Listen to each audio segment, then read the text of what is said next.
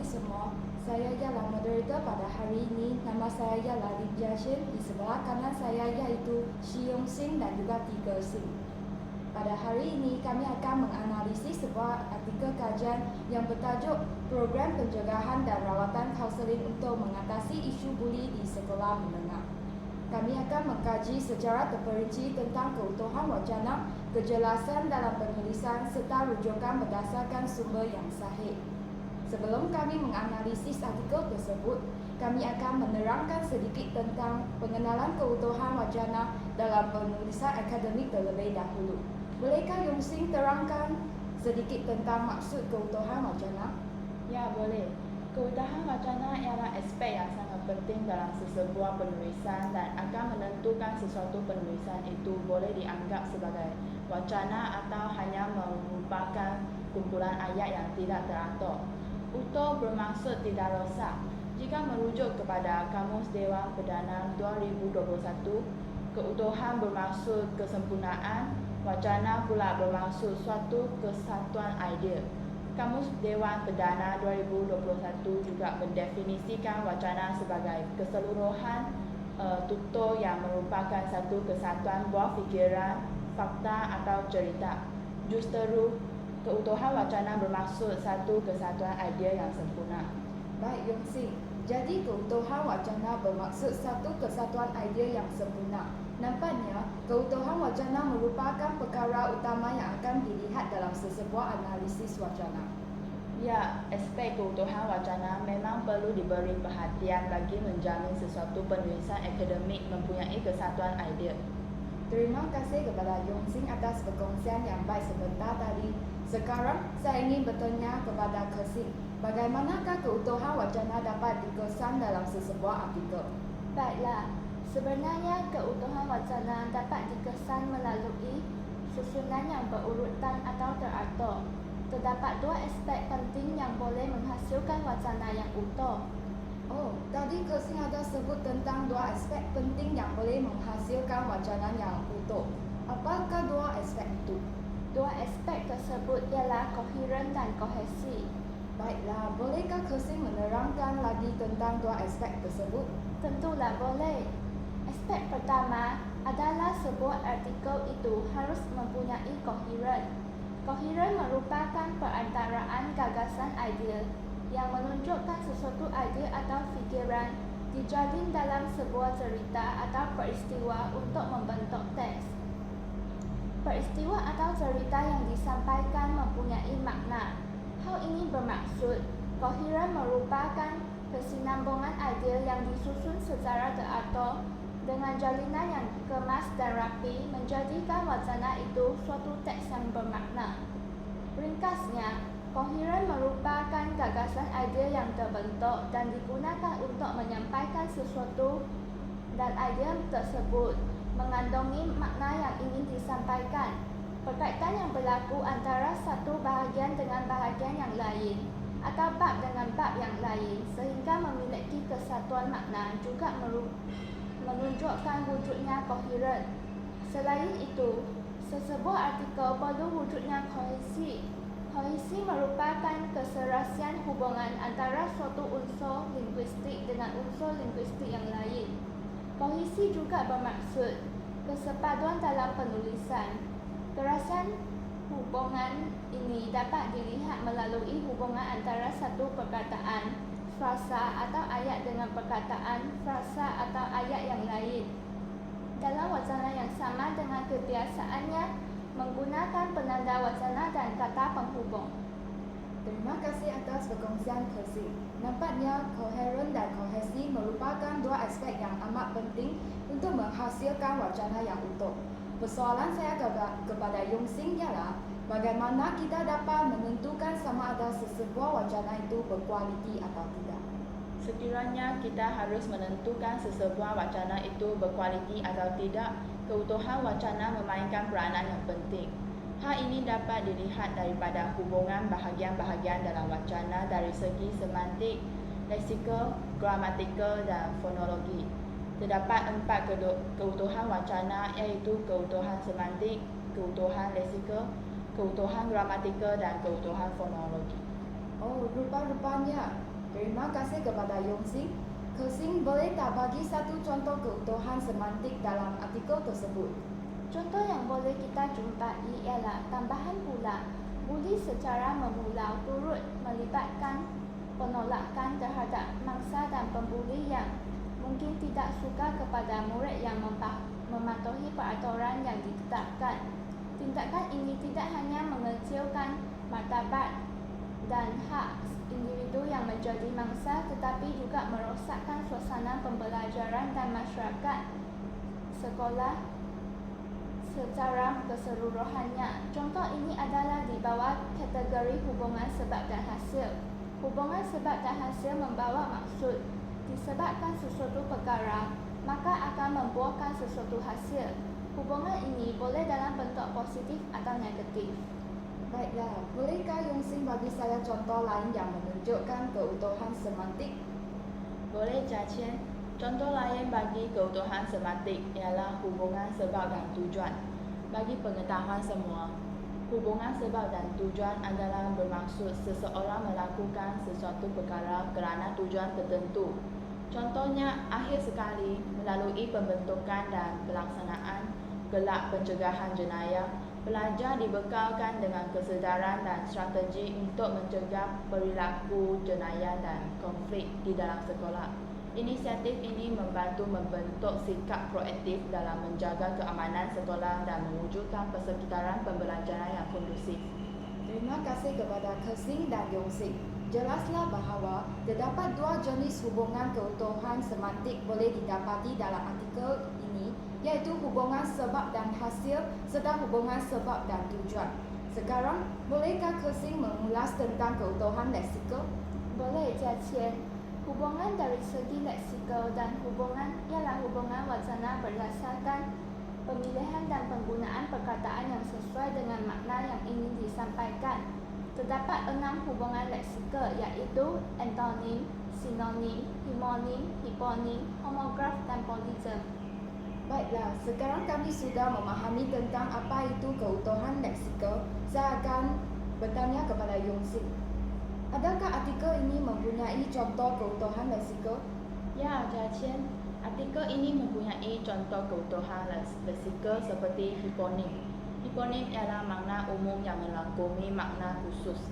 Contoh ayat yang terdapat dalam artikel ini adalah media cetak seperti komik, majalah, akhbar, tabloid dan bahan bacaan lucah juga turut menyumbang kepada penyebaran budaya keganasan dan kegagalan dalam memberi pandangan yang seimbang mengenai konflik dan penyelesaian masalah. Terima kasih kepada Yongxing. Jadi hubungan leksikal yang digunakan dalam artikel ini adalah hiponim. Seterusnya, kami akan menerangkan keutuhan gramatikal. Menurut Kamus Dewan Perdana pada tahun 2021, gramatikal berasal daripada perkataan gramatis yang membawa maksud mengikut peraturan. Bolehkah Kexing beri satu contoh proses keutuhan gramatikal dari segi penggandaan? Secara umumnya, penggandaan dalam bahasa Melayu ialah satu proses yang melibatkan pengulangan pada kata dasarnya, sama ada pengulangan penuh atau sebahagiannya. Kata dasar juga boleh diganda secara berentak atau iaitu berdasarkan rentak bunyi tertentu. Terdapat 3 jenis penggandaan dalam bahasa Melayu, iaitu penggandaan penuh, penggandaan separa dan penggandaan berentak. Kata dasar yang melalui proses penggandaan akan membawa maksud yang berlainan. Saya akan sertakan contoh penggandaan berdasarkan artikel ini, iaitu frasa faktor-faktor yang membawa makna banyak jenis faktor. Terima kasih atas penerangan Kexing. Sekarang marilah kami bersama-sama mengkaji proses keutuhan gramatikal dari segi pemajumukan. Sebenarnya, hubungan dari segi gramatikal atau tata bahasa mesti memperlihat hubungan berdasarkan binaan tata bahasa. Persoalan saya bagi Yongxing, terdapat beberapa jenis penggunaan penanda gramatikal. Terdapat 4 jenis penggunaan penanda gramatikal, iaitu penanda penghubung, penanda rujukan, penanda pengantian dan penanda pengguguran. Baiklah, bolehkah Yung Sing menerangkan fungsi dan berikan satu contoh penanda penghubung? Ya, boleh Jia Qian. Penanda penghubung berfungsi sebagai penghuraian seperti perkataan seterusnya. Selain itu, pada sudut yang lain dan sebaliknya. Contoh dalam artikel ialah faktor yang terakhir ialah persekitaran. Ini menyumbang kepada fenomena buli di mana remaja seringkali terlibat dalam gejala ini untuk mendapatkan sokongan atau pengiktirafan dari kumpulan sosial mereka. Selain itu, keadaan di mana individu berada dalam komuniti yang tidak prihatin atau kurang mengambil berat terhadap isu-isu kekerasan dan buli boleh memperburukkan fenomena tersebut. Institusi masyarakat yang lemah seperti kekurangan program sokongan atau inisiatif untuk menangani isu buli juga boleh memberi ruang kepada penyebaran gejala buli tanpa sebarang tindakan pencegahan atau intervensi. Sementara itu, hubungan kejiranan yang longgar di mana individu kurang berinteraksi atau bertindak secara aktif dalam membina hubungan dengan jiran-jiran mereka boleh mengurangkan rasa tanggungjawab dan keterlibatan dalam memerangi gejala buli di persekitaran tersebut. Terima kasih kepada Yung Sing atas perkongsian contoh penanda penghubung berfungsi sebagai penghuraian.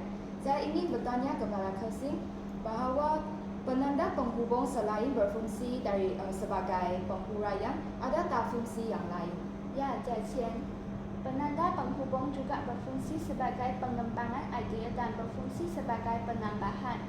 Contoh bagi penanda penghubung yang berfungsi sebagai pengembangan idea termasuklah seperti, tetapi, oleh itu, kerana, dan dengan. Berdasarkan artikel, kita boleh mendapati terdapat beberapa ayat yang menggunakan penanda penghubung dengan frasa seperti. Biar saya kemukakan contoh dalam artikel tersebut iaitu, selain itu, buli juga telah dihubungkan dengan pelbagai masalah tingkah laku yang serius seperti ponteng sekolah, pencerobohan, keganasan interpersonal dan penyalahgunaan dada. Bukan itu sahaja, penanda penghubung juga berfungsi sebagai penambahan. Sebagai contohnya, frasa yang biasa digunakan ialah sebelum, selepas, kemudian, berikutnya, pada masa dan ketika itu. Oh, nampaknya penanda mempunyai pelbagai fungsi iaitu penghuraian, pengembangan idea dan penambahan. Sejajar dengan itu, bolehkah Yung Sing menerangkan penggunaan penanda gramatikal seperti penanda penggantian dan berikan satu contoh yang menunjukkan penggunaan penanda gramatikal seperti penanda penggantian dalam artikel tersebut? Ya, boleh Jia Qian. Penanda penggantian digunakan untuk mengelakkan pengulangan sesuatu maklumat daripada pernyataan yang diberikan dalam wacana yang sama. Contoh dalam artikel itu ialah oleh itu, sekiranya terdapat kecenderungan untuk menggunakan kekerasan sebagai cara untuk menyelesaikan masalah, anak-anak mungkin mengadopsi perilaku tersebut. Frasa perilaku tersebut merujuk kepada menggunakan kekerasan untuk menyelesaikan masalah. Proses penggantian ini berlaku yang menunjukkan hubungan dalam satu wacana. Baiklah, terima kasih kepada Yung Sing. Marilah kita meneruskan ke bahagian kejelasan dalam penulisan. Kesing boleh tak beri penerangan tentang kejelasan dalam penulisan dalam artikel ini? Boleh, Jia Qian. Saya akan menganalisis tentang ekstrak artikel ini terlebih dahulu. Penggunaan bahasa dalam ekstrak adalah jelas, tepat dan padat. Ini membolehkan pembaca lebih mudah faham maklumat yang ingin disampaikan oleh pengarang. Contohnya dari segi penggunaan bahasa dan perkataan. Artikel ini tidak menggunakan ayat yang profesional sehingga pembaca tidak mengetahui maklumat yang terdapat dalam artikel. Baiklah, Kesing. Saya ingin bertanya kepada Yung Sing, adakah apa yang ingin kamu tambahkan daripada penerangan Kesing? Ya, Jia Qian, saya ingin menambah sedikit selepas penerangan Kesing. Dalam artikel ini, pengarang tidak menggunakan ayat yang rumit atau terlalu panjang untuk menyampaikan maksud yang ingin disampaikan. Contohnya, ekstrak dalam artikel ini merupakan rumusan bagi isi kandungan yang terdapat dalam artikel ini. Dalam artikel ini, pengarang dapat mengkonklusikan kandungan artikel dengan menggunakan ayat yang jelas dan ringkas. Oh, rupa-rupanya. Sekiranya pengarang dapat mengkonklusikan kandungan-kandungan artikel dengan ayat jelas dan ringkas, pastilah pembaca dapat mengetahui kandungan-kandungan yang terdapat dalam penulisan dengan mudah. Sekarang, marilah kami bersambung kepada bahagian kandungan. Kesing boleh tak beri penerangan kejelasan dalam penulisan terhadap perenggan pertama dalam artikel ini? Sudah tentu boleh, Jia Qian. Perenggan yang pertama dalam pendahuluan berkaitan dengan definisi buli. Definisi buli ini dapat disampaikan dengan jelas oleh pengarang dan pengarang juga menggunakan contoh dalam pernyataannya. Pengarang menggunakan contoh yang tepat semasa mengarang membolehkan pembaca memahami perenggan tersebut selepas habis membaca sehingga contoh. Dalam perenggan ini, pengarang menggunakan penanda wacana iaitu perkataan selain itu selepas habis perenggan bagi fokus yang pertama. Ini dapat membantu pembaca membedakan fokus yang pertama dan fokus yang seterusnya. Penanda wacana yang digunakan juga dapat mewujudkan kesinambungan antara ayat dengan frasa dalam sesuatu wacana dan dapat menghubungkan antara ayat. Baiklah, boleh tak Yung Sing terus bagi penerangan seterusnya bagi kejelasan dalam penulisan dalam artikel ini? Boleh, Jia Qian. Bagi penerangan 2 dan 3 dalam artikel ini, pengarang membincang tentang buli secara lisan dan buli secara isyarat bahasa badan. Perkataan-perkataan yang digunakan oleh pengarang untuk menghuraikan bagaimana buli ini berlaku adalah menggunakan ayat dan perkataan yang sesuai dan tidak kasar supaya pembaca tidak berasa tidak selesa semasa membaca.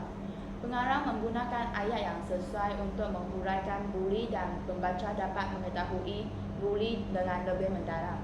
Dalam kedua-dua perenggan ini, pengarang menggunakan contoh untuk membantu pembaca untuk lebih memahami maksud yang ingin disampaikan. Oh, jadi dengan adanya contoh, pembaca dapat nampak dengan lebih jelas maklumat yang dihuraikan dalam artikel. Kesing, apakah pandangan kamu bagi perenggan 4 dan 5? Untuk perenggan 4 dan 5, yang mana membincangkan buli secara berugut dan buli secara memulau, pengarang menerangkan kedua-dua jenis buli dengan terperinci dan teliti. Contoh-contoh yang digunakan adalah menggunakan perkara yang biasa kita nampak dan perkara yang kita tidak tahu.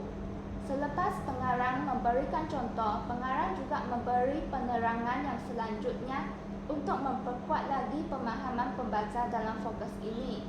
Maklumat yang ingin disampaikan kepada pembaca adalah tidak menimbulkan kekeliruan dan kekaburan makna. Baiklah, terima kasih kepada Yung Sing dan Kesing. Selepas definisi buli, marilah kita mengkaji kejelasan dalam penulisan terhadap kesan-kesan buli. Yung Sing, boleh tak beri pandangan kamu tentang kejelasan dalam penulisan terhadap kesan-kesan buli? Ya, Jia Qian. Dalam perenggan yang pertama, pengarang tidak hanya guna perkataan contohnya untuk memberikan contoh, tetapi menggunakan perkataan seperti untuk memberikan contoh bagi pernyataannya. Pengarang juga menggunakan perkataan selain itu untuk menyambungkan fokus atau huraian yang seterusnya.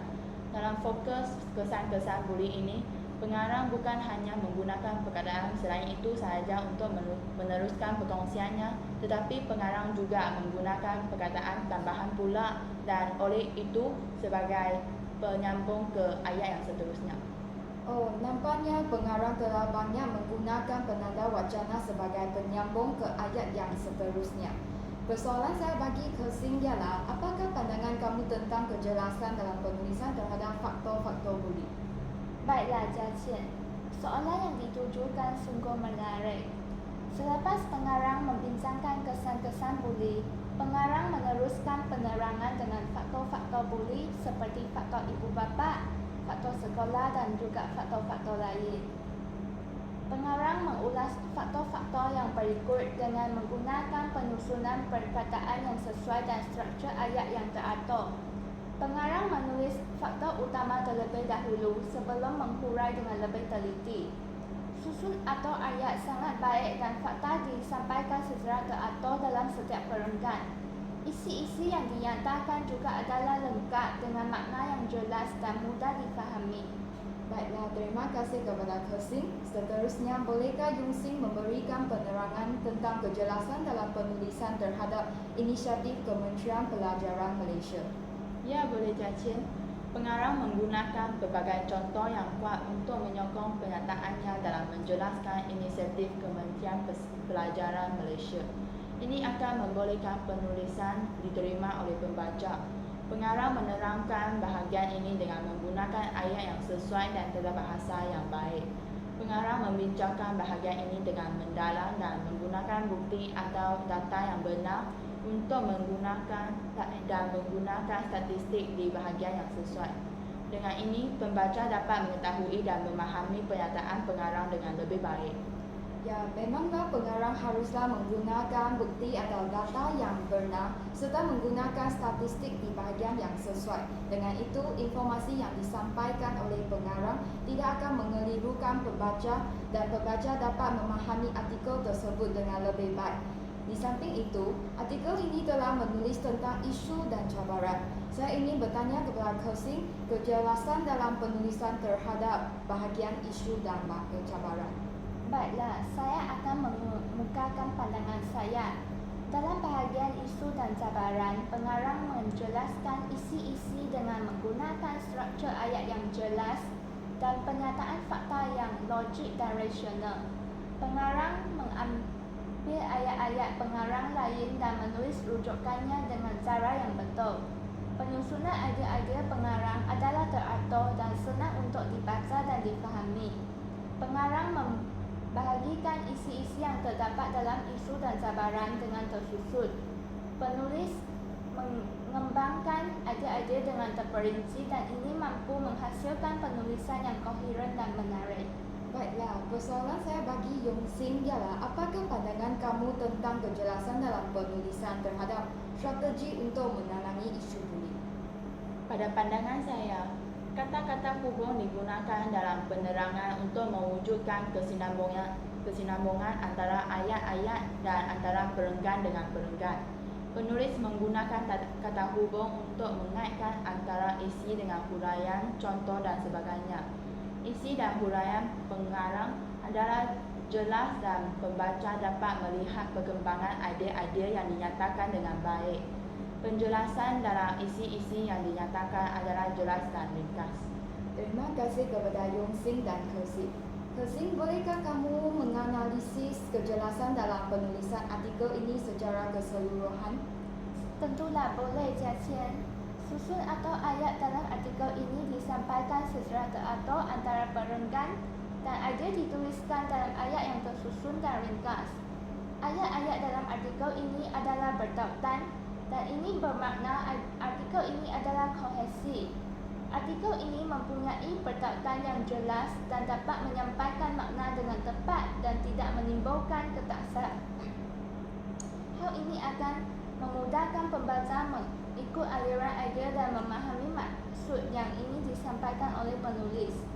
Jika pembaca dapat mengikut aliran idea pengarang dengan baik, maka pembaca dapat lebih memahami dan berminat untuk membaca isi kandungan yang seterusnya. Baiklah Kersing, Yung Sing, adakah apa-apa pandangan yang ingin ditambahkan daripada penerangan Kersing?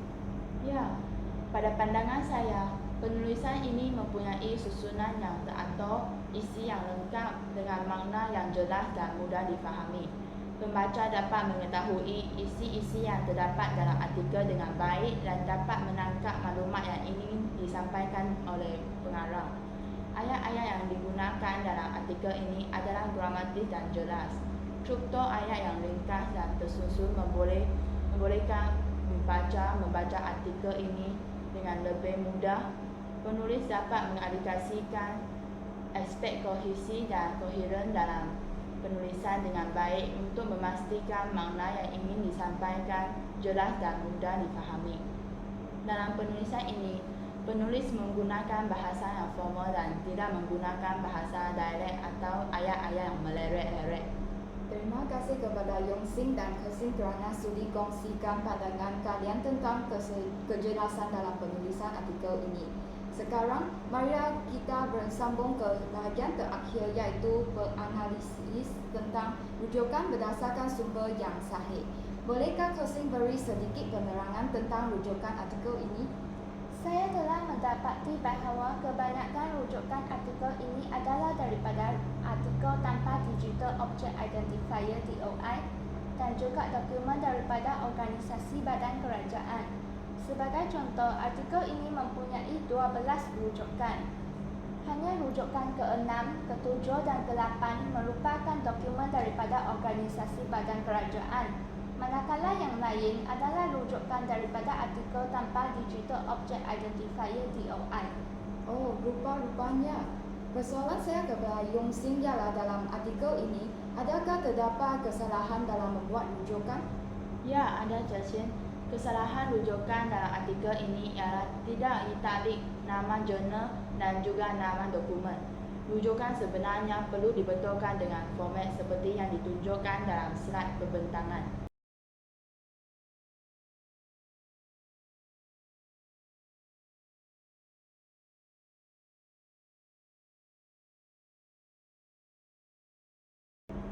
Oh, baiklah. Terima kasih kepada Kersing dan Yong Sing. Tuntasnya, kebanyakan rujukan dalam artikel ini merupakan rujukan daripada artikel tanpa DOI kecuali mempunyai 3 contoh rujukan adalah dokumen daripada organisasi badan kerajaan. Selaras dengan itu, nama jurnal dan nama dokumen patutlah italik dan sekiranya jurnal atau artikel tersebut mempunyai DOI, juga perlu meletakkan pautan DOI di belakang. Itu sahaja penganalisis kami terhadap artikel kajian yang bertajuk Program Pencegahan dan Rawatan Kaunseling untuk mengatasi isu buli di sekolah menengah. Sekian, terima kasih.